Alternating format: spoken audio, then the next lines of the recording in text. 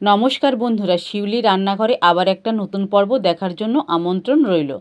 আজকে আমি মুসুর ডাল আর পটলের দুর্দান্ত স্বাদের একটা রেসিপি বানিয়ে দেখাবো।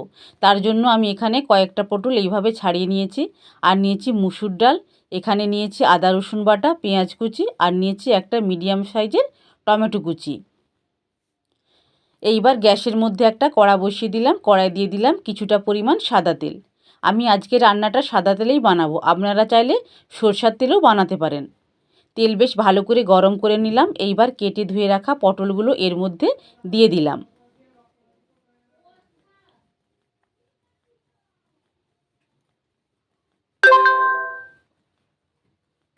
সামান্য পরিমাণে হলুদ গুঁড়ো দিয়ে দিলাম, আর সামান্য পরিমাণে নুন দিয়ে দিলাম। এইবার ভালো করে নেড়ে চেড়ে লাল লাল করে ভেজে নেব। এইখানে পটলটা খুব ভালো করে ভাজা হলে তরকারির স্বাদটা খুব ভালো আসবে। পটলগুলো বেশ ভালো করে ভেজে নিয়েছি, এবার আমি এগুলো তুলে নিলাম।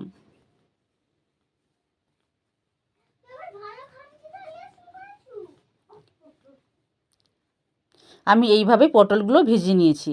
এইবার এই তেলের মধ্যে আমি আরও একটু তেল অ্যাড করে দিলাম।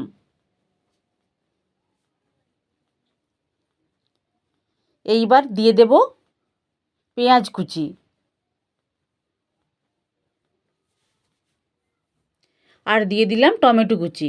এইবার টমেটো আর পেঁয়াজ ভালো করে একটু ভেজে নেব।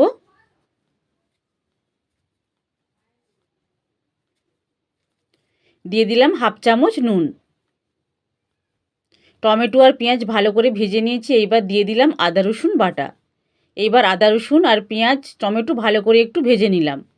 এইবার এর মধ্যে কিছু গুঁড়ো মশলা অ্যাড করে দেব। প্রথমে দিয়ে দিলাম হলুদ গুঁড়ো, পরিমাণ মতো দিয়ে দিলাম লঙ্কার গুঁড়ো, আর দিয়ে দিলাম ধনের গুঁড়ো, দিয়ে দিলাম জিরে গুঁড়ো। এইবার অল্প পরিমাণে একটু জল দিয়ে দেব, যাতে গুঁড়ো মশলাগুলো পুড়ে না যায়। এইবার সব মশলাগুলো ভালো করে একসাথে কষিয়ে নেব।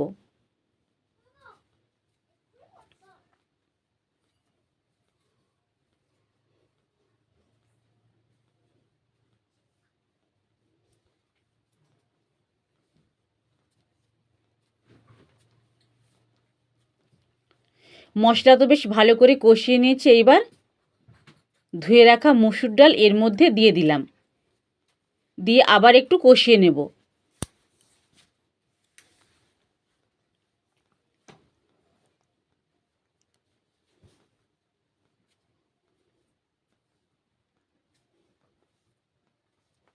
বেশ ভালো করেই কষিয়ে নিয়েছি। এইবার দিয়ে দেব পরিমাণ মতো জল।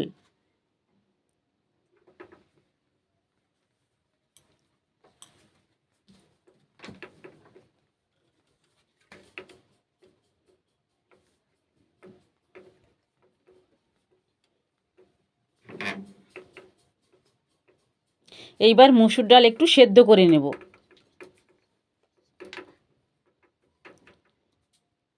মুসুর ডাল প্রায় এখানে সেদ্ধ হয়ে এসেছে। এই অবস্থায় দিয়ে দেব ভেজে রাখা পটলগুলো। আবার সব কিছু ভালো করে একটু সেদ্ধ করে নেব।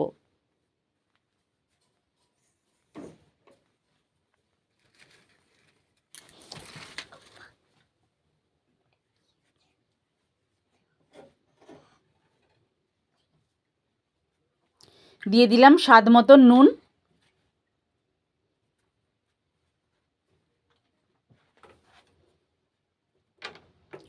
সবশেষে নামানোর আগে দিয়ে দিলাম গরম মশলার গুঁড়ো।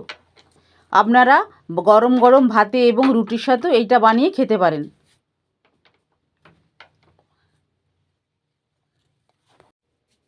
নমস্কার।